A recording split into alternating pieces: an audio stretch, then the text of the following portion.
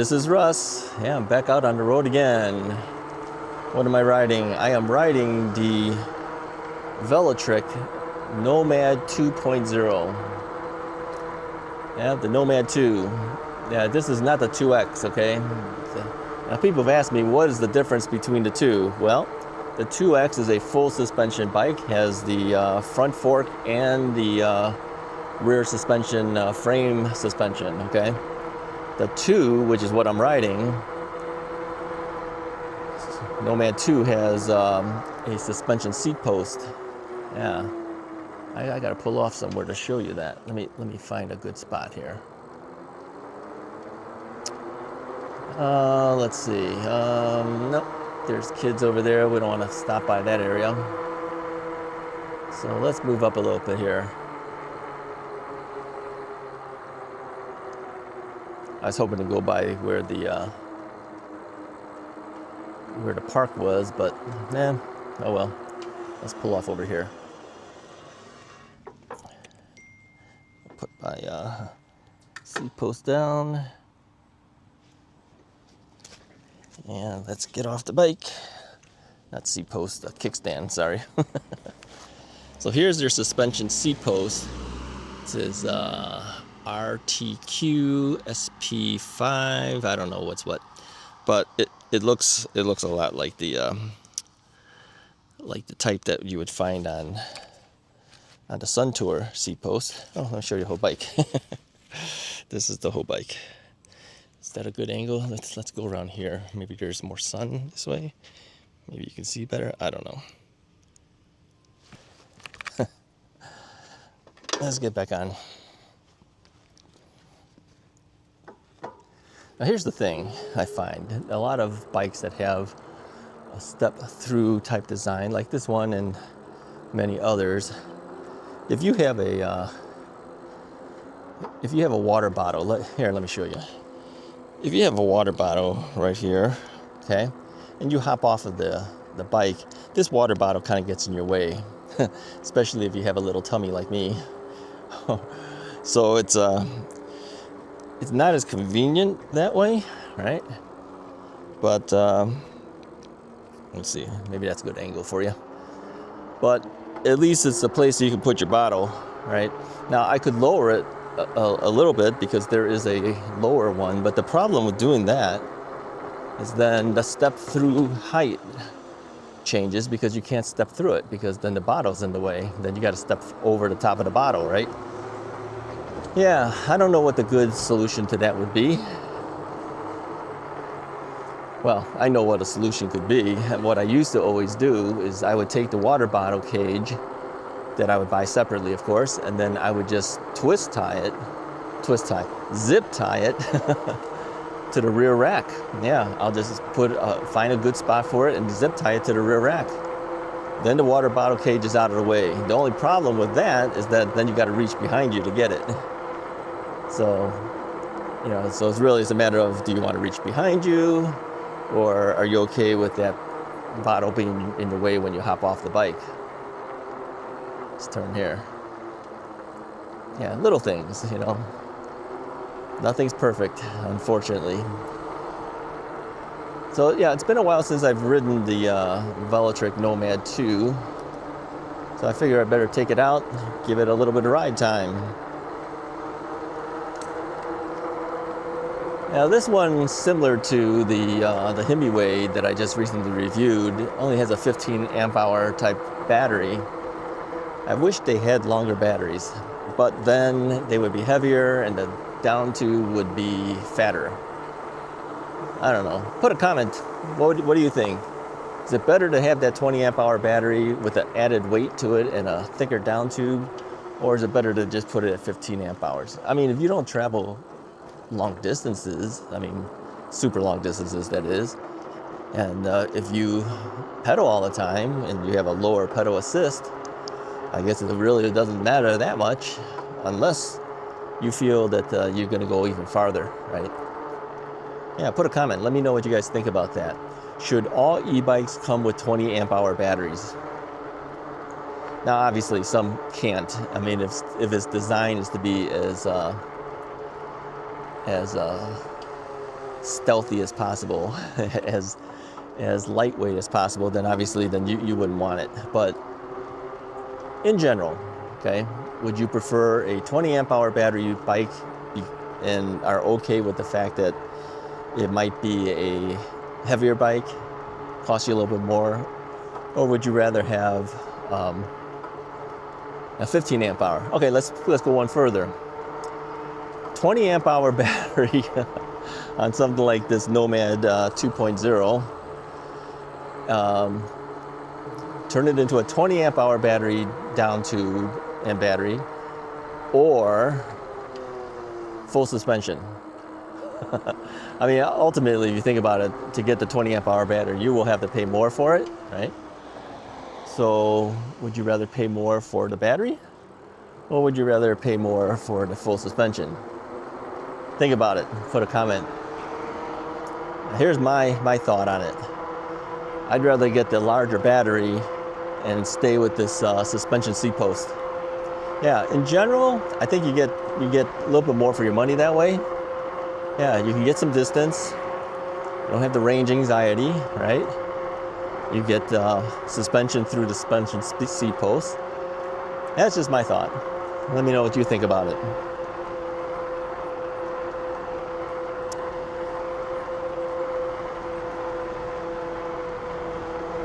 So anyway, I'm just riding a little bit on a Sunday today.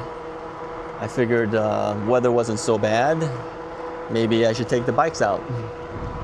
Sorry, have an itch on my my left arm, and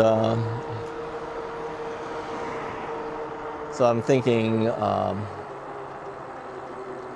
yeah, just head out while you can. Yeah, I mean, really, you have to kind of do that. Head out while you can.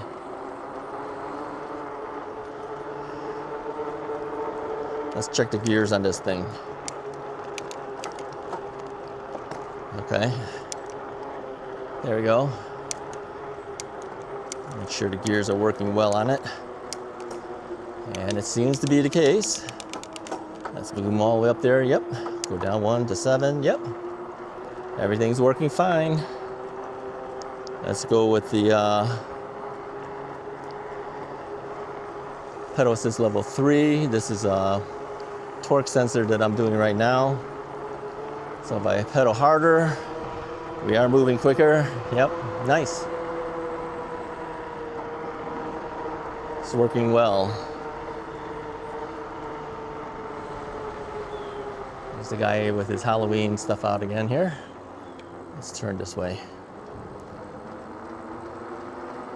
So lately I've been riding relatively conservatively, I should say, right?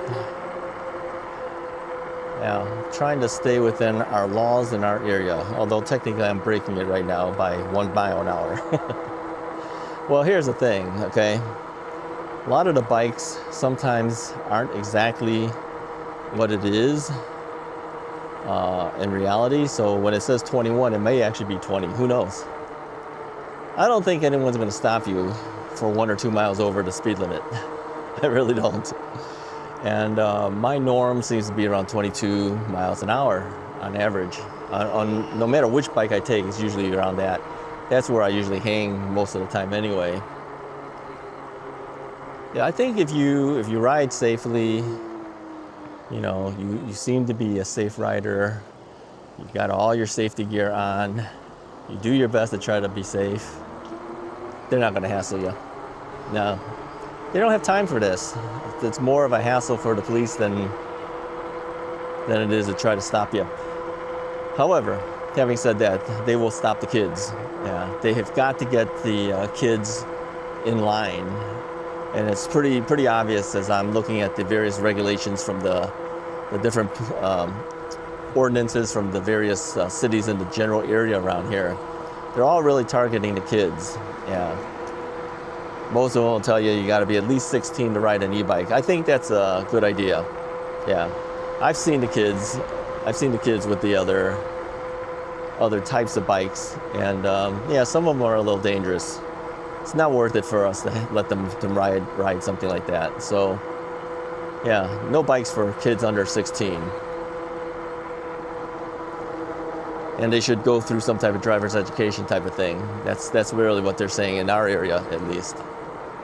Yeah, let's take a right here. Now I do have turn signals on this Velotric, so I just engaged it. So people behind you can see it. People in front of you cannot. I had to turn it off. It's really a matter of getting used to using these things, because it is, to me, still relatively new. You know, we've had turn signals now for about a year and something now, I think. But I still use my hand signals most of the time. This time I decided, let's just use the turn signal. The guy was slowing down for a stop sign anyways, as I was. Then it went through, and I tell you, he probably didn't do a full 100% stop either. Yeah, a lot of drivers don't do that. Some do, not all of them. Most of them don't, that I've noticed. They tend to roll a little bit, right? I don't see too many do a full 3-second stop. That's what I was always taught, 3-second stop. My mom once got a ticket for not being fully 3 seconds. Can you believe that? Yep. She wasn't too happy. I don't blame her. So anyway, what's new with me? Well, I've got a product I have to review by middle of next month. Today is actually still in September. By the time you see this video, it might actually be October by the time, I don't know. So by the middle of the month, middle of October or so, I need to have the review finished.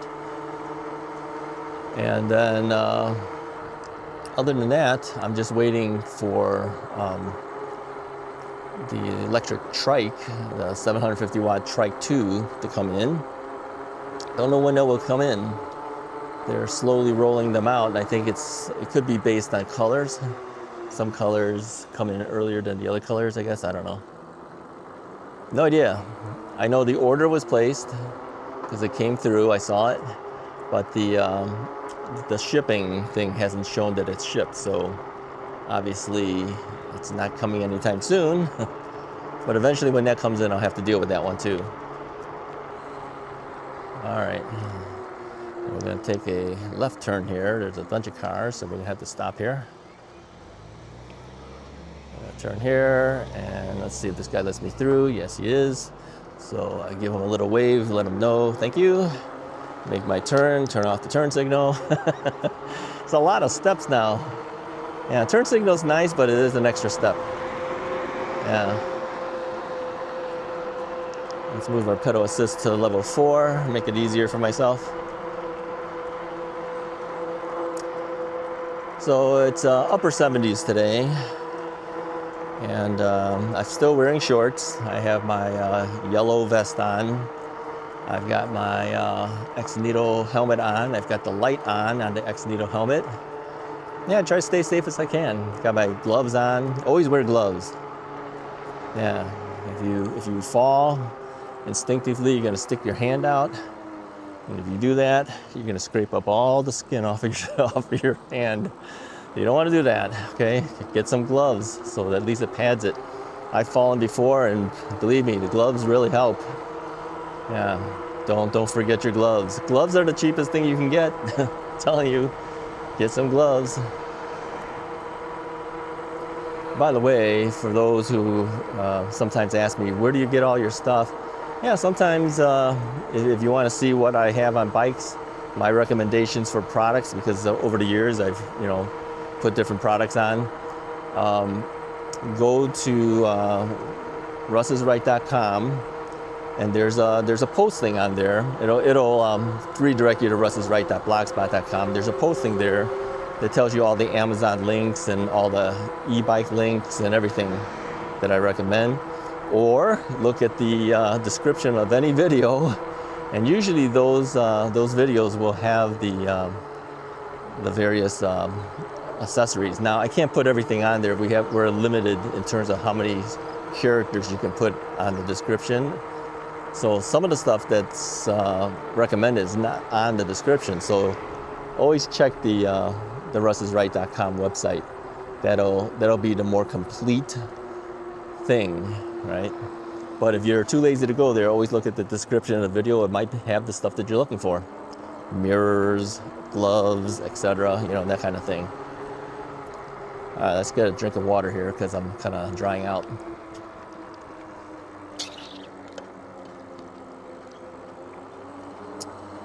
This is the reason why you want to have the bottle closer to you. This makes it easier to grab, really. So anyway, that's what's new with me. Just plugging along, really. Yeah, eventually the weather's going to change and it won't be that easy to get out there. But until that happens, we're going to still get out there as best as I can. Somebody was asking me recently about the More from Russ channel, what that actually is. Well, the easiest thing is just go there and find out, right? No, actually, More from Russ came about because, you know, I have other interests besides just e-bikes, and whatever's on my mind, I may want to talk about it. Although I do that here too, but we do a lot more of it there. So it's almost like a daily vlog where I just kind of tell you what I'm thinking and what's going on. It's usually as I'm going to Costco. Yeah, I almost take a daily ride out to Costco in my car, and to keep me company, I turn the camera on. So I tell you what I'm doing for the day, and you know what I'm thinking for the day, whatever topic happens to be. We have nice conversations there in the comment section sometimes. So it's kind of like a daily vlog. Now, it doesn't happen every day, but more often than not, you'll probably see at least 3 or 4 videos a week on More from Russ. And then the Russ is Right channel has turned into mostly 2 to 3 videos a week, usually, something like that. But, you know, it can vary. All this stuff can vary. So, yeah, if you want to hear other stuff might have an interest in, yeah, check out More from Russ. We're still trying to get to our 1,000 there. We're at 700 and something, 750s, 760s, something like that. So hopefully you can come join us over there. All right, anyways, that's about all I wanted to do today. I just wanted to kind of ride around in a circle today, talk a little bit, try some different things. I did try to see how the camera looks when I use my phone as a monitor, because the DJI Action 5 Pro allows you to see your view off of the phone. But every time I shut that part off, it turns the whole camera down, and I didn't want to leave it on the whole time. So I set my angles the way I thought it would be good, and then I turned it off and started all over again. So I can't really show it to you, but basically this is a way for me to check to see if my camera angle looks okay for you or not. Usually I'm pretty close anyways, so I don't think I really need to do that. But for those who have the DJI camera, yeah, you can do that. You can just turn it around. You do have to go horizontally on your phone.